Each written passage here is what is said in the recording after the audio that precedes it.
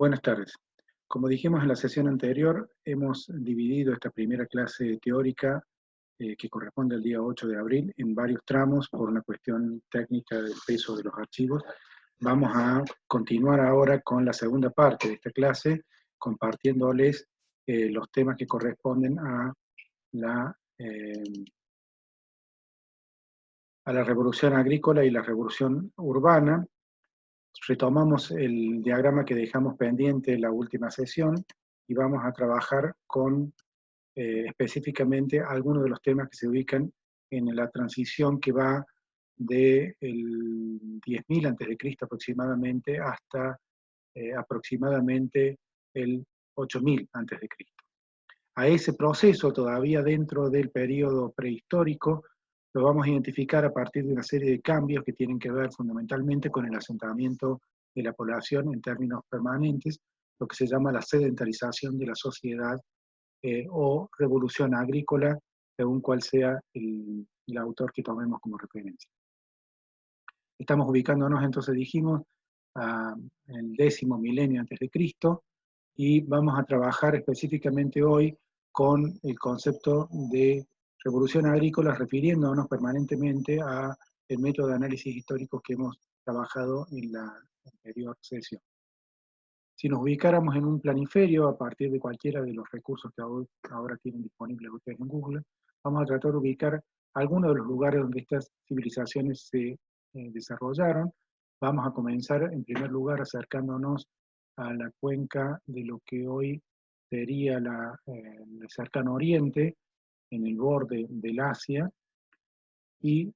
haciendo un zoom hacia específicamente los sectores que ocupan hoy en el norte de África el río Nilo y en el borde de Arabia el Golfo Pérsico.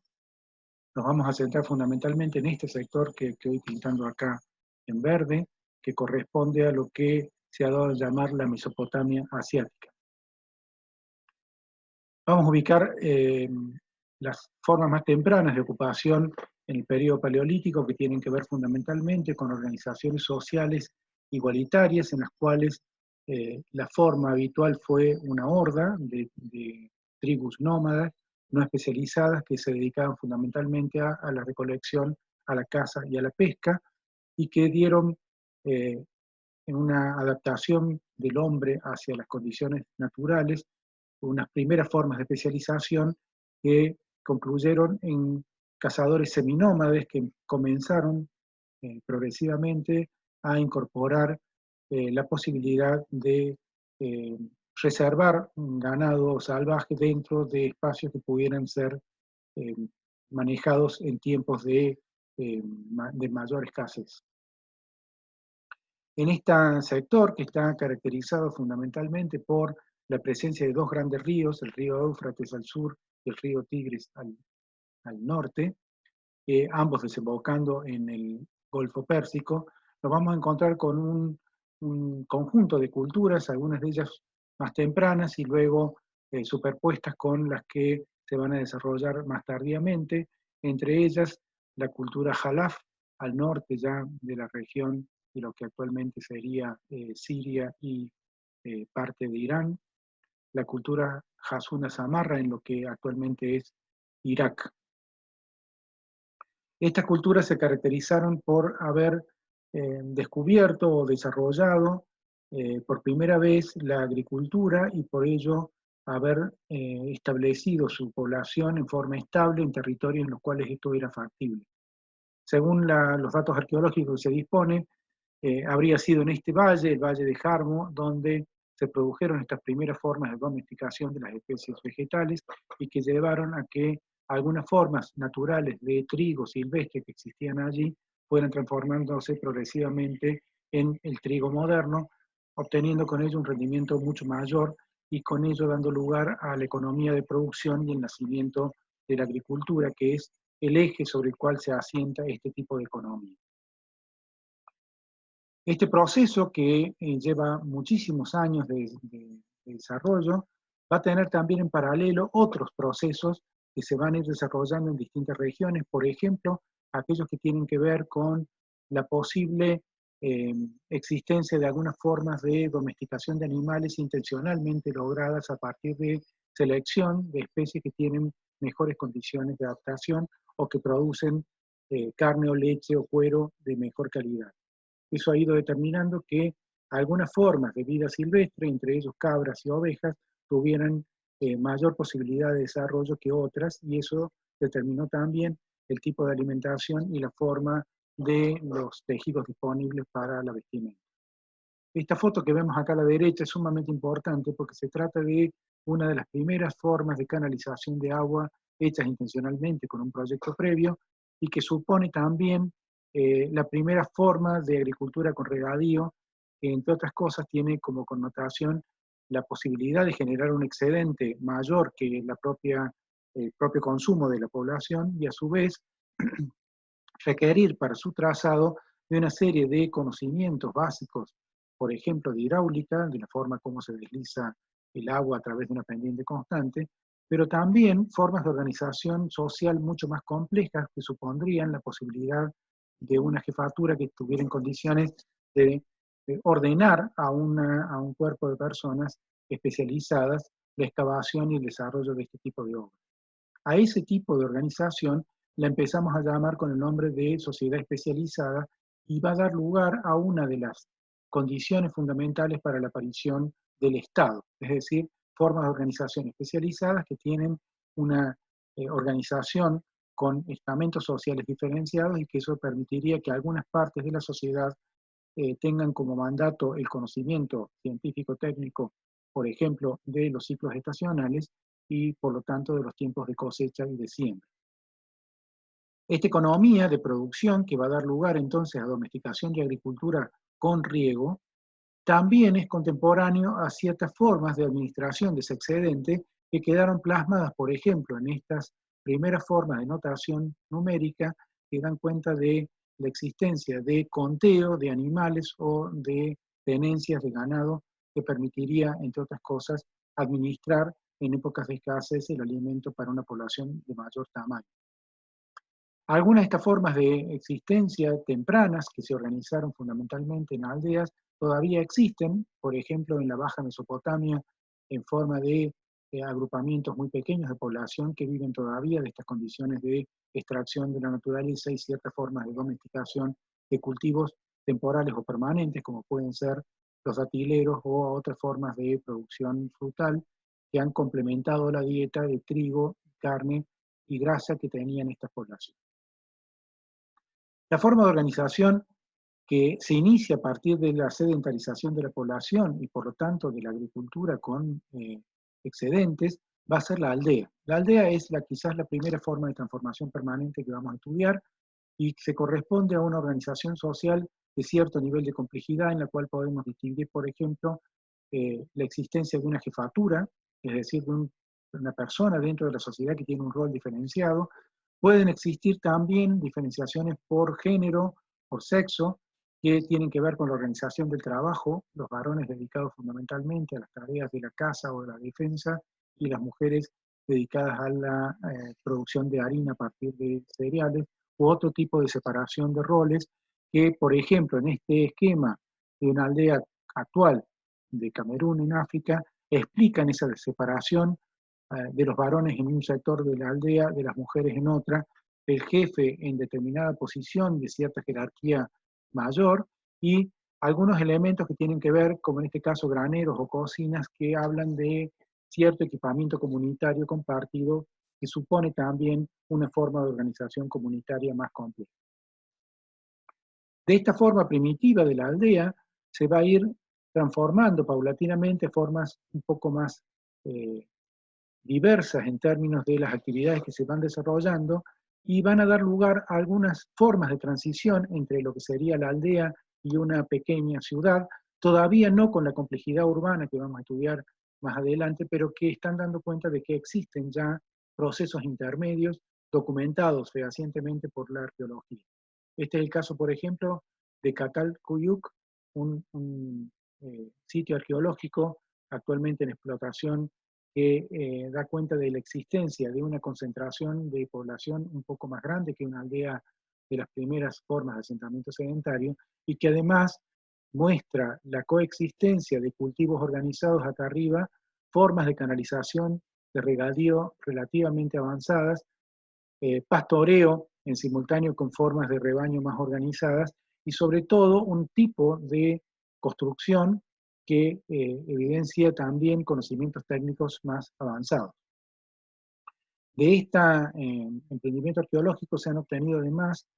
documentos muy importantes desde el punto de vista de los cambios que se han producido en formas de cultura con expresión escrita. Por ejemplo, en esta documentación gráfica que está mostrando un plano de la aldea visto desde una posición superior en altura, que supondría un nivel de abstracción más grande que el que tenían las primeras representaciones todavía figurativas en las primeras culturas que habíamos visto. Esta diferencia fundamental que implica poder abstraer en un dibujo la forma que tiene la aldea vista desde una posición que obviamente no es accesible en forma física, sino solamente como deducción intelectual, es uno de los grandes cambios que se están produciendo ya en el cuarto milenio probablemente antes de Cristo. Las excavaciones actuales todavía están en proceso de ejecución. Muchos de los conflictos bélicos que se han producido en las zonas de asentamiento de estos yacimientos provocan a veces ciertas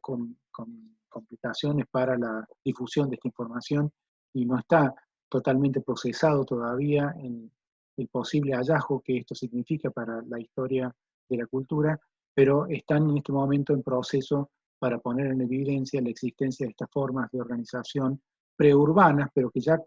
implican agrupamientos complejos.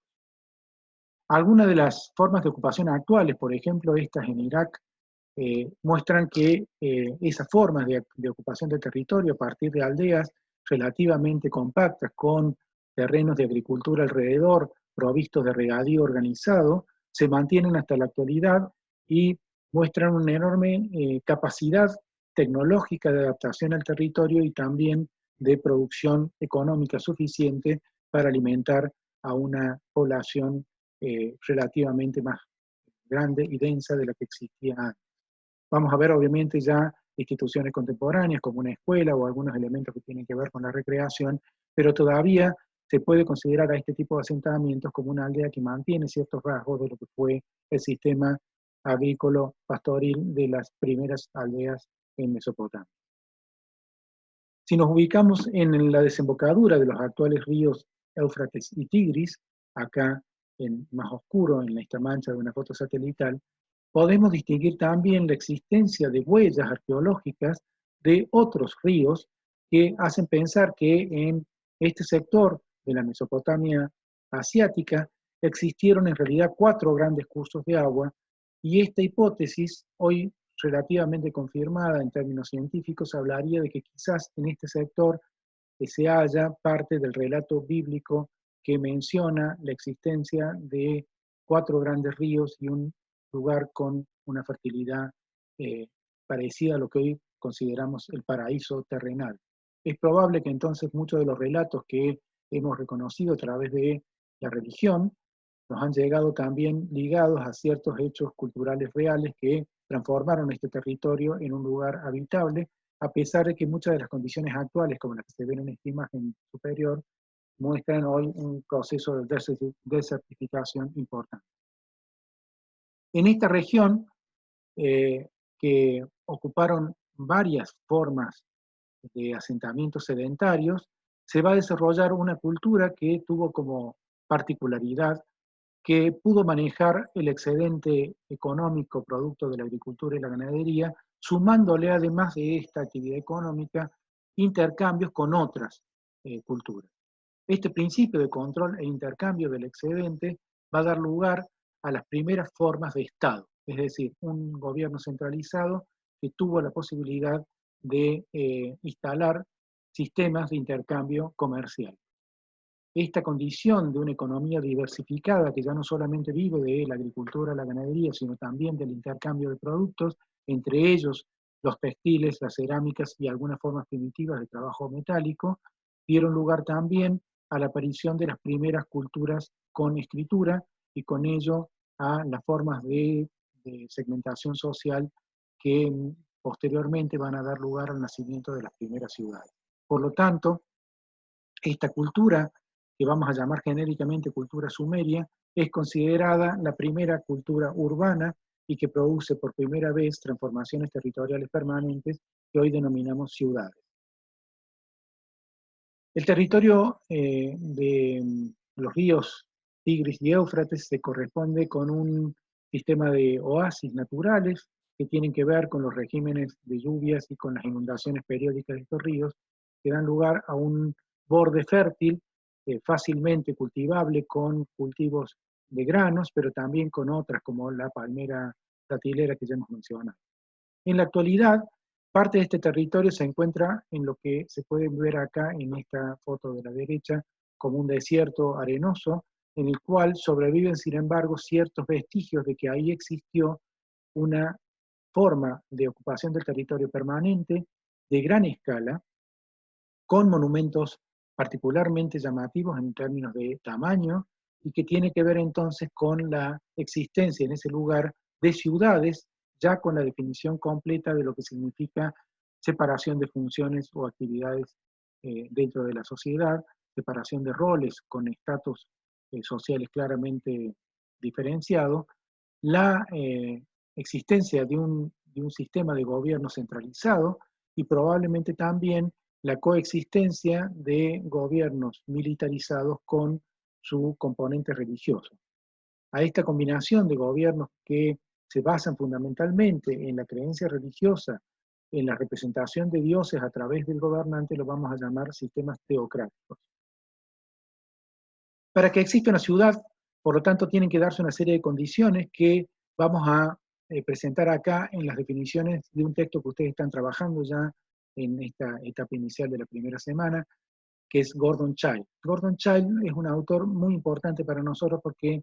es el que introduce el término revolución urbana y trabaja fundamentalmente sobre el sector de la Mesopotamia asiática para probar la hipótesis de la existencia de ciudades. Él menciona que los centros urbanos con concentración de población de 7.000 a 20.000 habitantes son aquellos que podrían cumplir esta condición que llamamos urbana. Habla de la especialización de la sociedad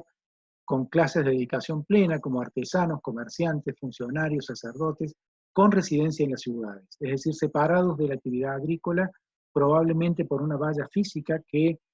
aísla estas actividades del resto de la población que sigue viviendo todavía en pequeños asentamientos o aldeas alrededor de un centro de mayor concentración.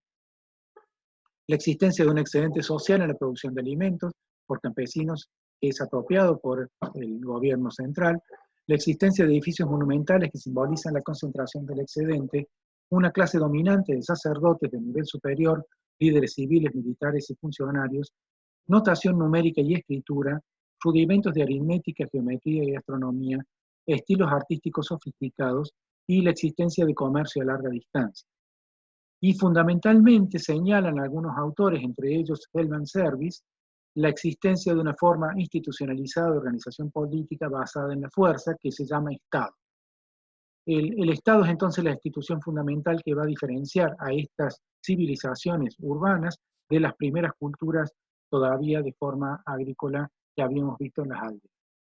Vamos a ver específicamente un caso, lo estoy trabajando en este caso a partir del mapa de Google que ustedes pueden trabajar también directamente online, en el cual vamos a ir haciendo un acercamiento al actual territorio de Irak. Los límites en amarillo están marcando los límites políticos actuales de este estado, y dentro de él vamos a tratar de identificar la existencia de estos dos grandes ríos, el Tigris y el Éufrates, para poder ubicar el territorio en el cual estaban asentadas estas primeras civilizaciones. Nos vamos a ir acercando paulatinamente a este territorio para tratar de comprender las condiciones geográficas en las cuales se desarrollaron estas culturas, y acercándonos un poco más y prescindiendo de algunas intervenciones que son claramente contemporáneas, como estas lagunas de secado y probablemente también estas líneas rectas que corresponden a vías de comunicación actuales, vamos a acercarnos a esta mancha que aparece en el plano más o menos horizontal que se puede visualizar acá, en la cual vamos a tratar de ubicar el mapa arqueológico que ustedes disponen en su apunte en gráfico anexo, para poder identificar la ciudad de Ur, o lo que queda de la ciudad de Ur en términos de ruina arqueológica. Tienen que tener en cuenta que estas ruinas son el conjunto acumulado de 4.000 años de historia en la cual han quedado vestigios de diferentes formas de ocupación, pero todas ellas tienen en común algunos rasgos que vamos a ir señalando. En primer lugar, la existencia de una montaña artificial, un tel, en términos de lo que los arqueólogos llaman acumulación sucesiva de construcciones en un mismo espacio, que han ido generando un montículo de mayor altura que el resto del territorio, sobre el cual se ha ido ubicando en forma progresiva también una serie de construcciones de uso fundamentalmente religioso, pero que tienen que ver también con ciertas formas de administración política. Ese tel, que tiene esta forma de montaña artificial, recibe el nombre de Zigurat. Acá vemos el caso de Zigurat de Ur, reconstruido justamente por el mapa de Google, en el cual podemos ver un edificio de forma cuadrangular, tronco piramidal, y que va escalonando hacia lo alto una serie de terrazas que van a su vez soportando unas formas de acceso y escalinatas que podemos ver en estas formas reconstruidas ahora en 3 dimensiones, y sobre el cual se ubicó un templo que estaba generalmente orientado a la adoración del dios que representa a la ciudad, es decir, el dios tutelar de esta ciudad. Estas formas de construcción son típicas de las ciudades mesopotámicas y las vamos a encontrar en todas ellas con el nombre de Zigurat, pero también con otros como los que le ha dado la Biblia de Torre de Babel, en el caso de Babilonia, y vamos a encontrarnos que siempre tienen como característica fundamental que se trata de construcciones monumentales de gran tamaño, con materiales permanentes, en muchos casos ladrillo cocido, sobre montículos de tierra apisonada o de ladrillo crudo que han sido recubiertos en forma sucesiva. Este sigurat tiene a su vez un recinto que lo contiene, que normalmente está cerrado al acceso de la población en general y que tiene funciones de lugar religioso, lugar de culto, conjunto de actividades ligadas también al almacenamiento del excedente de producción. Si lo vemos en términos de nuestro método de análisis, vamos a tratar de identificar la forma de especialización de la sociedad y su correspondencia con la forma en la que se ocupa el territorio. Por ejemplo, vamos a encontrar clases sociales con dedicación plena, por ejemplo, el rey y sus sacerdotes, es decir, funcionarios que tienen una función específica y que solamente hacen esa función, es decir, que no se dedican más ya a la agricultura, la ganadería, la caza o la recolección, y que sin embargo administran el excedente que surge justamente de la agricultura, la recolección o la caza. Vamos a encontrar una clase guerrera que está fundamentalmente utilizando las armas como recurso de imposición de poder y también como recurso económico para la ampliación o protección de su propio territorio. Una clase comerciante que tiene que ver con esta actividad administrativa, pero también de intercambio de excedentes y que va a ser probablemente el inicio de la clase urbana propiamente dicha, y un conjunto de artesanos y esclavos sin los cuales no sería posible el tipo de obras a las que estamos haciendo referencia. Haciendo una interpretación física del espacio urbano que ocupa esta cultura sumeria, nos vamos a encontrar con un muy evidente recinto interior en el cual vamos a encontrarnos dentro de una muralla de fuerte presencia física y con puertas claramente controladas para que el acceso no se produzca sin el debido permiso militar o religioso, dentro del cual vamos a encontrar pintados acá en color magenta el conjunto que se corresponde con las actividades propiamente religiosas, el sigurat, el templo y las residencias sacerdotales, y el resto del recinto donde se va a ubicar el palacio real y también parte de las instituciones administrativas que tienen que ver fundamentalmente con el rol de legislación del Estado. Estas culturas poseen también por primera vez códigos escritos que refieren a las actividades de los hombres y que penalizan el no cumplimiento de estas normas establecidas en forma escrita. Es decir, que son también las primeras culturas que registran claros antecedentes de legislación para el control social. El resto de la ciudad está ocupado fundamentalmente por estos sectores que son residenciales, en el cual se van a agrupar por oficios los panaderos, los curtidores de cuero, los tejedores, los constructores, etcétera, y que van a ir diferenciando también dentro de lo que es el espacio propiamente urbano, lo que es la actividad estrictamente ciudadana, diferente de lo que sucede alrededor, que es una actividad todavía agrícola-ganadera de tipo rural.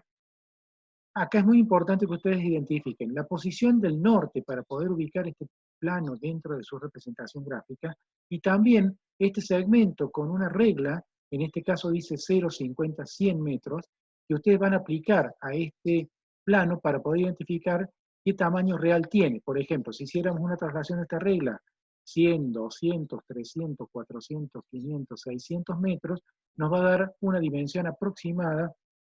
de cuánto tiene el ancho de este recinto, y aproximadamente, digamos, 1500 metros en el otro sentido, para hacerlo rápido, que ayudaría un poco también para identificar tamaños en relación a la representación. Este ejercicio de manejo de escalas requiere cierta pericia y entrenamiento que ustedes recién están iniciando. Les recomendamos particularmente que revisen las clases teóricas que han provisto de herramientas para la interpretación de escalas desde otras asignaturas, entre otras matemática y sistemas gráficos de representación, cuyo teórico de escalas se los vamos también a proveer en esta plataforma.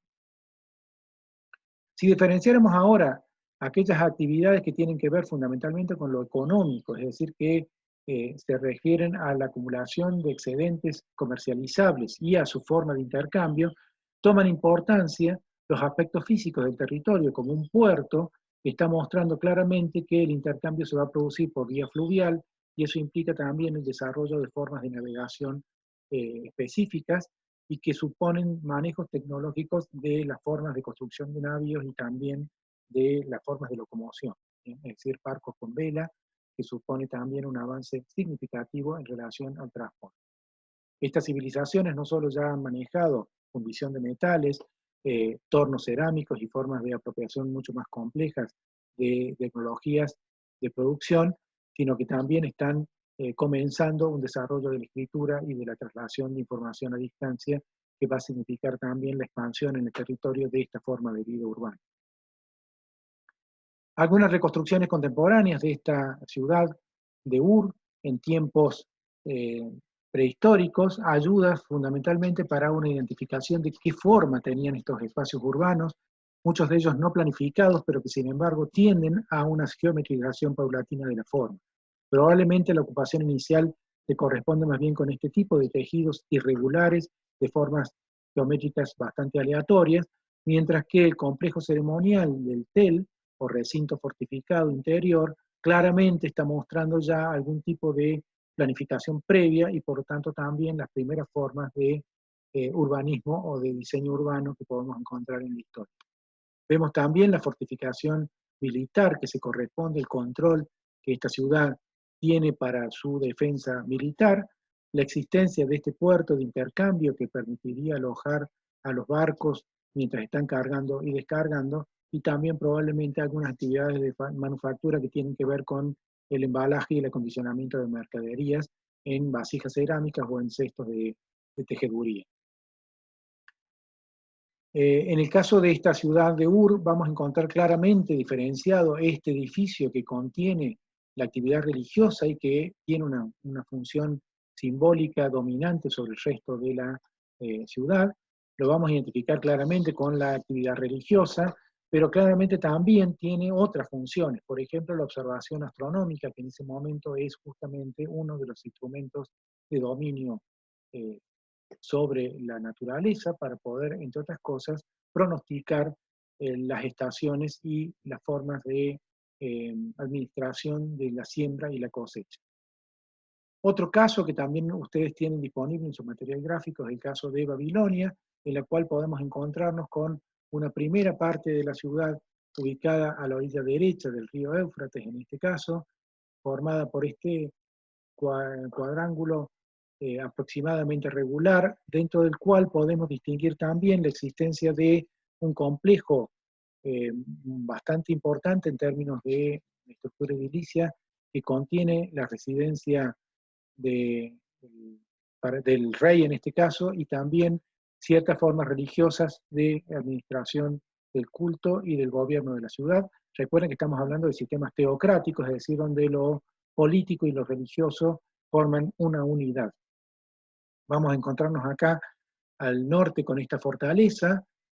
fortificada en sí misma, dentro del recinto fortificado mayor de la ciudadela de la ciudad, en la cual se menciona la existencia de algunos jardines, que son una de las maravillas del mundo antiguo, los jardines colgantes de Babilonia, que se supone estaban dotados de sistemas de riego artificial y permitían su exuberancia durante todas las estaciones. Un complejo de templos que forma parte de la estructura religiosa de esta ciudadela, en la cual vamos a distinguir la existencia también de una vía ceremonial que conecta la actividad política y la residencia monárquica con el templo o el conjunto de templos dedicados en este caso a Marduk. Vamos a encontrarnos también con puertas que diferencian estos recintos interiores y a través de las cuales se producen ceremonias que tienen que ver con procesiones de índole religiosa y probablemente también con su connotación simbólica política. Una muralla exterior que defiende la ciudad de los posibles ataques de otras culturas simultáneas en el tiempo en este mismo territorio de la Mesopotamia asiática, y la ampliación posterior agregándole los primeros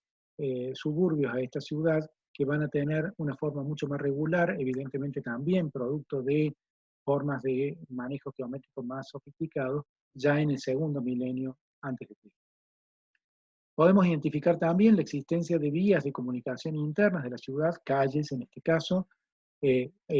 se complementan con esta avenida procesional que habíamos marcado al inicio, y también la existencia de canales que tenían por función la provisión de agua a la propia ciudad para el consumo humano y también la alimentación por riego de los jardines artificiales de la residencia real. Probablemente también sirvieran de evacuación de efluentes para poder limpiar el sistema de residuos que la ciudad probablemente también produjo. Este territorio de la Mesopotamia tiene condiciones específicas que hicieron posible esta forma de supervivencia de la cultura agrícola y que vamos a ir estudiando progresivamente. Vamos a interrumpir acá esta sesión para continuar luego con otras culturas que se van a desarrollar en otros territorios en la sesión siguiente. Muchas gracias.